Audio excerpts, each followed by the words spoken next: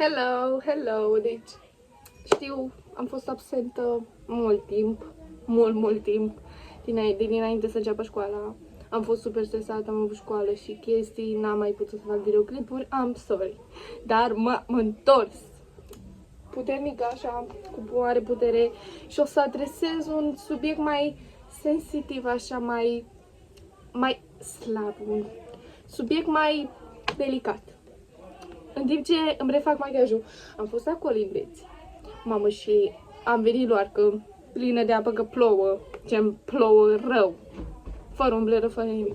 Așa, o să-mi refac machiajul și o să pun highlighter aici, pentru că, da, mi-a distrus ploaia machiajul rău de tot, dar m-am distrat.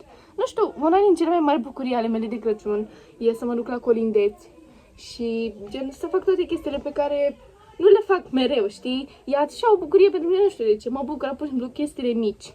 Și de Crăciun nu mi-am dorit nimic, pur și simplu, m-a întrebat ai mei ce-ți dorești de Crăciun. Da, e nepotul meu, așa, mi-au luat un pian. Deci mi-au luat pian pentru că eu sunt la liceul de muzică și mi-au luat pian. Deci asta este nepotul meu, că moare să vină în cameră. Așa, mi-au luat un pian pentru că, da, studiez muzică la liceul de arte în Târgu Jiu și muzică clasică și trebuia să-mi cumpăr un pian, gen, ca să învăț mai mult și mi-au cumpărat Dita Vai Piano, deci sunt atât de recunoscătoare și le-am zis să nu-mi cumpere nimic de Crăciun pentru că pur și simplu mi-au luat destule și plus că eu am orice îmi trebuie, adică gândiți-vă că am mai mult decât trebuie, am cameră, am consolă, am imprimant, am un laptop, am telefon performant, iPhone, am palete de machiaj, am de tot ce și-ar dori un copil am. Deci am tot ce îmi trebuie, am haine, am de toate. Nu mai îmi trebuie absolut nimic, am cu ce mă încălța, am de toate. Și le-am zis, mă, decât să-mi cumpărați mie un cadou de 500 de lei sau decât o fi 400 de lei, mai bine îi donăm sau cumpărăm ceva pentru niște oameni mai sărmani sau mergem și donăm ceva, gen, hai să facem ceva bun de Crăciun, pentru că asta este Crăciunul, o sărbătoare în care faci lucruri bune. Crăciunul nu e o sărbătoare în care primești cadouri de la Moș Crăciun. Nu, de Crăciun s-a născut Hristos și de asta trebuie să fim mai buni, că a venit să ne mântuiască și să ne ierte păcatele. Deci, de Crăciun am vrut să dăruiesc. Și ce pot să dăruiesc decât ceva care e aproape de inima mea? Au, să-i degetul în sertar. Așa, am făcut scrisori pentru familia mea, pentru sora mea, pentru mama și pentru tata. Pentru oamenii apropiați de mine, prietenele mele și gen oamenii care au fost acolo lângă mine când am avut cea mai mare nevoie. Oamenii care mi-au dat o speranță când n-aveam niciuna. Ei sunt oamenii care merită. Și eu zic să vă apreciați prietenii cât timp îi aveți. Mă, poate nu o să fie mereu, dar măcar acum cât îi aveți, fiți fericiți. Mă scuzați de zgomot. Am familionul pe la mine și da, e super mult zgomot că sunt mulți copii mici, dar asta este. Haideți să vorbim de bullying. Deci, bullying-ul este o chestie, un fel de harassment, adică e agresiune, este o chestie care se joacă cu mintea voastră și copiii care dau bullying au și traume, credeți-mă. Au mai multe traume decât noi, pentru că gândiți-vă că și ei au fost agresați. Așa, ori verbal, ori fizic. Bullying-ul e de mai multe feluri. Verbal, fizic, psihic, orice. Deci, orice. Și eu am luat de toate. Deci, haideți să vă explic experiența mea. Și nu mă plâng. Ce nu mă plâng, doar vă explic, da? Doar vă povestesc. Din ce am trecut și cum am rezolvat și cum v-aș putea ajuta pe voi să evoluați și să mergeți mai departe. Pentru că e un subiect foarte delicat pentru mine, pe care îl iubesc și vreau să vă ajut și pe voi, cum am ajutat și pe mine, pentru că pe mine nu m-a ajutat nimeni. Acest popândău mic, îi place să se dea atenție, să se dea mare, uite-te la el, Doamne.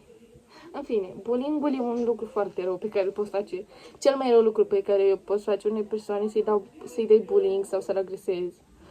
Pentru că de ce nu putem fi buni, frate? De ce nu putem fi oameni buni și normali? De ce nu putem fi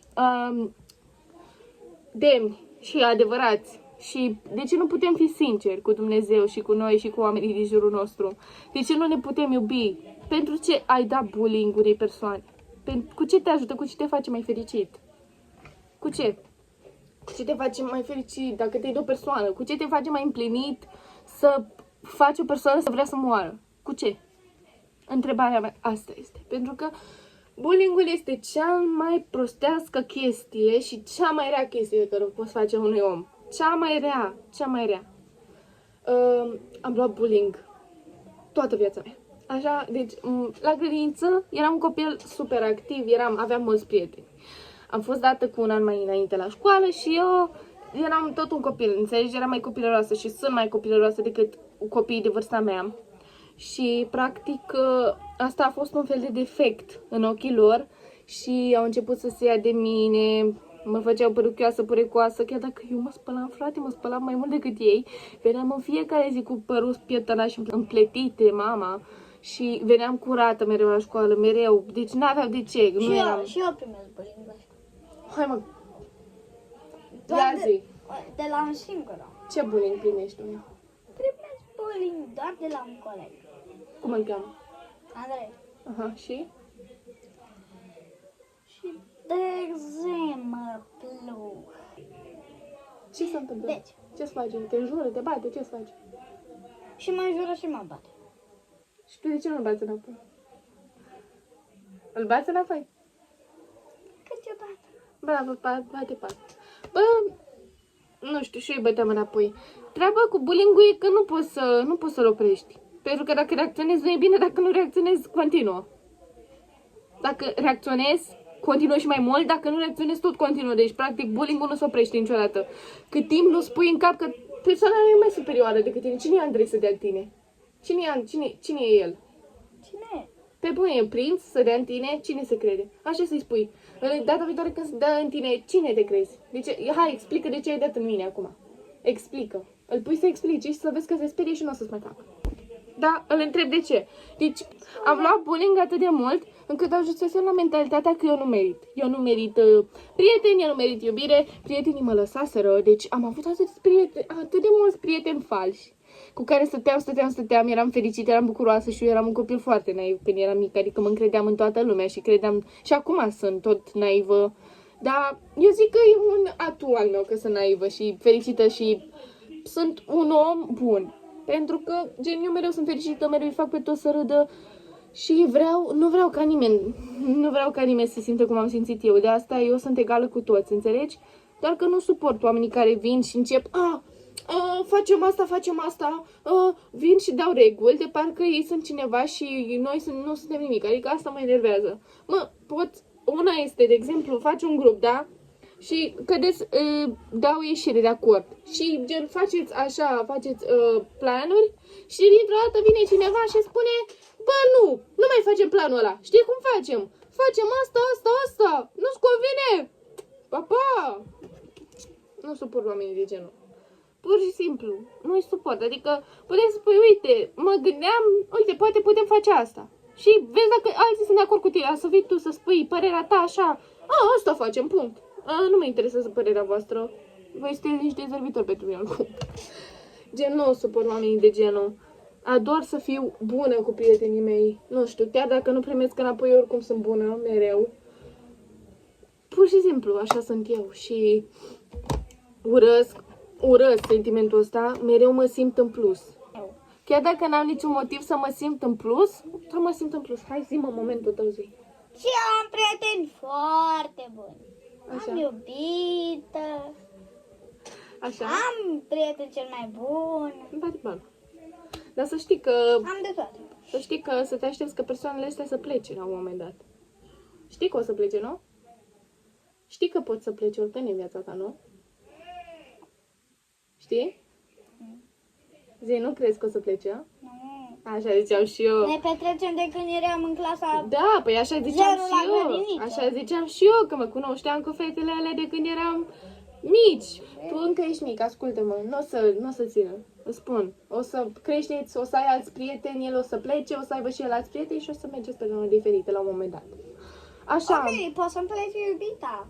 Că prietenul nu o să-mi plece. Nu. Că suntem prieteni de când eram în scutece. Da, mă, și eu am fost prietenă cu fete când eram în scutece și m-au luat peste picior și mi-au zis că eram prietene, făceam sacrificii pentru ele. Deci eu dacă aveam 10 lei, eu împărțeam cu toți din parc Și când aveau alții, nici măcar nu mă întrebau dacă vreau ceva, știi? Dar eu când ieșeam afară, deci când eram copil ieșeam afară, împărțeam cu oamenii 10, deci aveam 10 lei, îmi dădea mama 10 lei să-mi iau chips, să-mi iau și eu ceva atunci, să-mi iau o apă ceva. Și eram, hai, voi ce vreți, că vă iau și vouă, hai că împărțim toți. Eram ca frații, eu mă comport cu toată lumea. Și un om, dacă îl văd că are nevoie, sau o colegă, sau pe cineva, văd că are nevoie, eu ajut. Pentru că sunt un om bun. Și mi se pare că oricât bullying aș lua, n-am de ce să rănesc pe alții care nu mi-au făcut nimic. Și chiar și oamenii ăștia care îmi dau bullying sau oamenii ăștia care nu mă suportă, tot i-aș ajuta. Pentru că așa sunt eu, un om bun. Și asta mi se pare mie. Pune-l. Și asta mi se pare mie că e bine să faci. Nu știu, dacă voi aveți altă opinie, faceți-o. Dar asta e opinia mea, să fii bun, să nu rănești pe alții care nu te-au rănit. Pentru că nu merită. Nu se merită, adică gândește-te, te-a rănit, de exemplu, vărul tău mai mare. Și îți spune că ești fraier, ești prost, ești idiot, așa, și după te duci la altul și spui și tu, băi, ești fraier, ești idiot. Și te simți superior, că tu ești mai bun decât ăla, ești mai mare decât ăla, ești mai bun, pe cum să nu? Cu ce te ajută în viață chestia asta, întrebare? O să te facă superior 5 secunde. Persoana aia poate să fie marcată pe viață, pentru că, uitați-vă la foaia asta, ok? Stai. Foaia asta, ok? Foaia asta. Ești prost, ești idiot, ești un fraier. Ești un fraier. Nu te suport, ești... Nu, n-ai nicio valoare în viața asta și nu meriți să trăiești. Oh, îmi cer scuze. Îmi cer scuze. Mai e dreaptă? Întrebare. Mai este dreaptă foaia? Ia, cât e mult? Mai e dreaptă? Nu mai e dreaptă. Nu mai e dreaptă. Îmi cer scuze. Îmi cer scuze, da, îmi cer foarte mult scuze. Foarte mult scuze îmi cer. Îmi cer scuze că te-am rănit. Îmi cer scuze. Nu mai e dreaptă. A suferit. Uite, așa e și sufletul nostru. Pentru că noi suntem oameni și e normal să ne pese când cineva ne jignește, e normal să ne doară când cineva ne face rău. Și gen, eu simțeam asta în fiecare zi pentru că am fost marginalizată mereu și nu știu de ce am fost marginalizată, dar da, am fost marginalizată și încă sunt. Am fost marginalizată de mulți oameni și multă lume m-a judecat.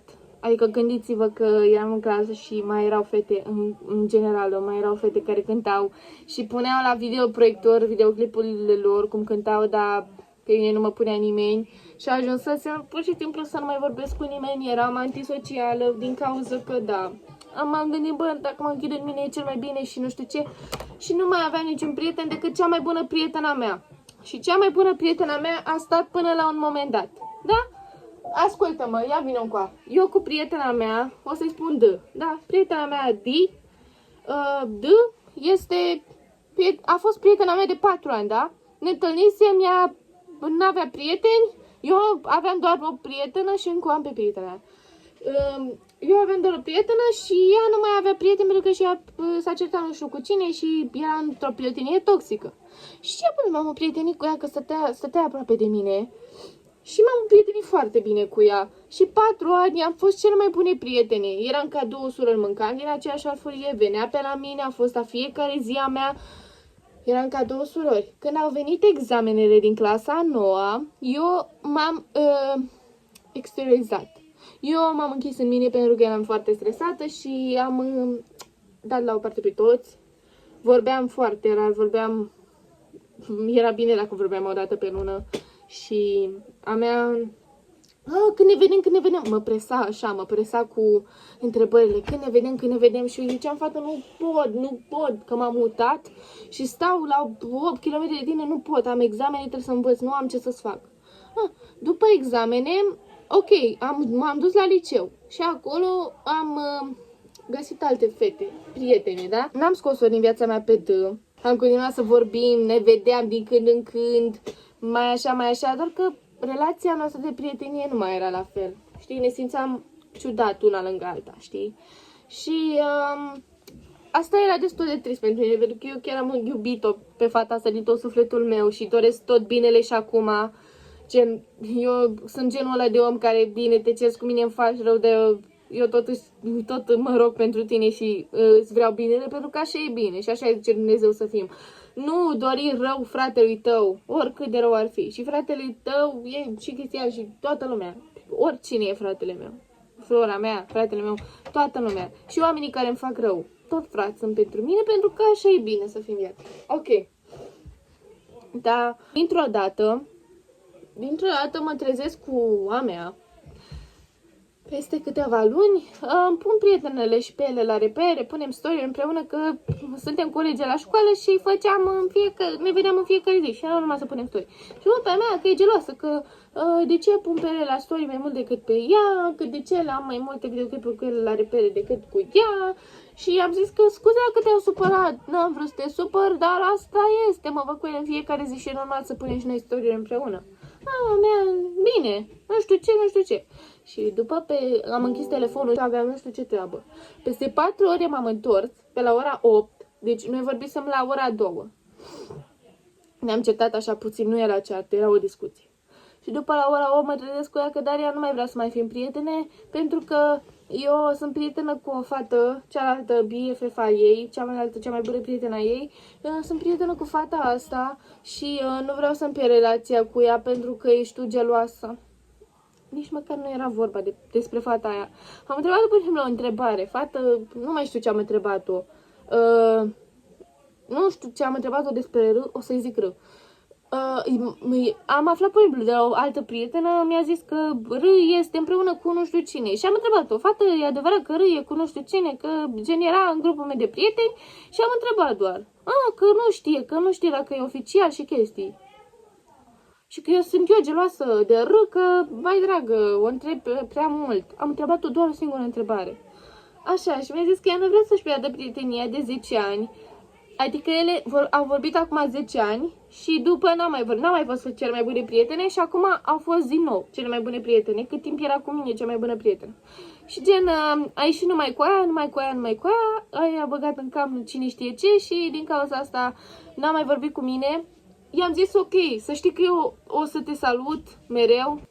Vorbea numai cu fata aia, cu mine deja nu mai vorbea și chestii și mi-a zis că e mai bine să încheiem prietenia. Și i-am zis bine, ok, să știi că eu o să te susțin, eu mereu o să fiu aici pentru tine, că eu încă o să te salut pe stradă, adică eu nu m-am certat cu tine, tu te-ai certat cu mine și e problema ta, dar eu o să te salut pe stradă. Și încă o fac și nu-mi răspunde înapoi și de fiecare dată când mă vede se uită așa la mine. Așa, de parcă eu i-am făcut ceva ei. Și, nu știu, nu mă dau victimă, dar mă doare. Pentru că eram foarte bune prietene și gen, chiar o iubeam pe fata asta. Era ca sora mea, mâncare în aceeași farfurie, eram pur și simplu noi. Cele mai bune prietene, eram... Știu că îi dădeam sfaturi de viață, că a fost într-o prietenie toxică cu o fată care îi zicea proastă și handicapată și îi controla viața. Și gen, eu am scos-o din prietenia aia și am ajutat-o să se vindece. Și da, a mea așa m-a răsplătit. Asta e, în viață mai și pierzi. Deci așteptați-vă oricând ca acei prieteni buni pe care îi aveți să plece. Pentru că așa se întâmplă mereu. Ceea ce e frumos nu ține mult. Vă spun. Și de asta mă simt în plus mereu, pentru că mi-e frică. Să nu fiu lăsată la o parte, să nu fiu dată la o parte. Câteodată mă simt în plus. Chiar dacă nu e cazul. Și cum am ieșit eu, deci practic am stat singură atât de mult timp încât mă săturase să stau singură. Eu vă zic, stați singur, da? Odată ce observați că vă luați bullying, ori ripostați și deveniți stupeiste și chestii, ori încheieți-vă, lăsați să vă dea bullying, ignorați până vă lasă în pace și după aceea faceți-vă curaj. Faceți-vă noi prieteni, pentru că există alți oameni în viața asta. Adică eu cum am ajuns la liceu, aveam deja vreo 3-4 prietene, deci a fost perfect. Mi-am făcut prietene și din alea 4, numai 2 au rămas. Da, am rămas numai cu 2 prietene, mă bucur, sunt mândră și acum sunt într-un grup și sunt foarte fericită că sunt acolo. Deci, atât de recunoscătoare sunt. Și până îmi vine să plâng de fericire. Că mi-am găsit locul în sfârșit. Că sunt cu niște persoane care mă acceptă așa cum sunt. Da, eu sunt persoana aia nebună care te face să râzi mereu. Sunt persoana aia care face totul mai bine. Face totul să fie mai bun. Chiar dacă ești trist într-o zi, eu vin și te fac să râzi. Așa, nu vă mai simțiți rău. Pentru că eu poate am avut un glow, poate acum arăt bine, poate așa. Eu când eram în generală, Știți cum arată fetele de clasa 6-a? Frumoase, așa cu gene false, machiaje. Eu, în general, eram o bucoasă. Cu ochelari așa și aveam părul așa, vâlvoi și nu știam să mă machiez. Da. Dar acum am învățat. Dar nu sunt o altă persoană dacă mă machiez. Sunt tot aceeași persoană și credeți-mă că mereu, oricât de trist aș fi, oricât de supărată sau distrusă aș fi într-o zi, dacă eu văd o persoană care are nevoie de ajutorul meu sau o persoană care are nevoie de ajutorul meu sau o persoană dragă mie sau pur și simplu o persoană pe care o cunosc îmi zice bună, cât de supărată aș fi, cât de tristă aș fi, zic, bună! Știi, pun zâmbetul ăla pe față pentru că merită să mă vadă fericită, merită să mă facă zâmbind și merită să zâmbească. Vreau, nu știu, eu când zâmbesc, mă aștept să vii cu aceeași energie, știi? Eu când zic, bună, te aștept să zici, bună, Daria, ce faci? Știi? Nu, bună. Știi, nu suport persoanele de genul. Bă, chiar dacă nu ne cunoaștem așa bine, poți să zici un bună. Dar nu, unele persoane, numai în grupul lor, sunt vițoase. Că eu nu zic bună la oricine, ce meriți tu bună-ul meu? Nu suport persoanele de genul. Ok, nu suport. Bă, chiar dacă ne cunoaștem, sau chiar dacă, nu știu ce, spune-mi, frate, un bună, că dacă ne cunoaștem foarte puțin și e puțin acord, că așa este. Nu știu, nu trebuie să plătești cu aceeași monedă și pur și simplu aș vrea să pot să întreb persoanele alea, bă, de ce ai făcut asta? De ce? Explică. Aș vrea ca persoanele alea să-mi explice de ce mi-au dat bullying, de ce m-au făcut să mă simt așa. Și m-am întâlnit cu o persoană în clasa mea în microbuz, un fost coleg și îl vorbeam eu, Darie, te duci în Rovinari? Și am zis, da, nu, mă duc la mine, acasă, la țară. Și n-am mai zis nimic, dar frate, niciun bun, așa, direct, Darie! Nu, needucat, mare needucat, în fine. Asta este. Asta e când ești needucat. Asta arată comportamentul lui, nu al meu sau al altora. Așa se întâmplă când ești needucat. Nu, că e educat, zicea, bună, Daria, mergi la Rovinari? Eu pun și prea mult la suflet, asta e. Mama, dă decât din asta mă uf la ochi, din greșeală. Bun și știi? Așa. Deci, da, trebuie să-l curăț, că am prea mult mov pe el și eu vreau să-mi blenduiesc ăla, nu să pun mov pe față. Așa că dau o curăță și pe mână, gata.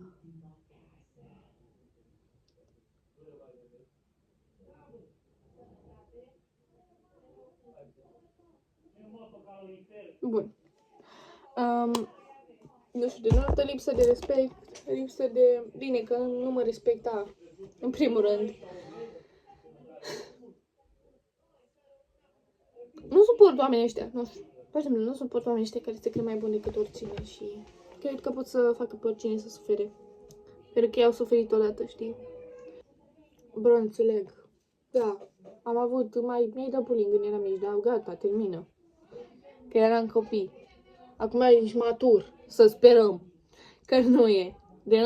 Comportamentul ăla denotă că nu mai e. Nu, s-a maturizat deloc. Tot ca în clasa 7 sau 6 a rămas. Un copil fără minte.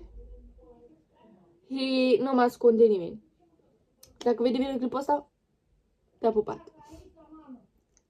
În fine, da. Atât am avut de zis. Fiți puternici. Fiți buni. Fiți voi. Ok? Oricât de rușinoși ați fi, fiți voi, pentru că o să găsiți persoanele care sunt destinate pentru voi la un moment dat. Vă pup. Stay pozitiv și nu vă mai gândiți la rele, pentru că sunteți destul. V-am pupat! Pa!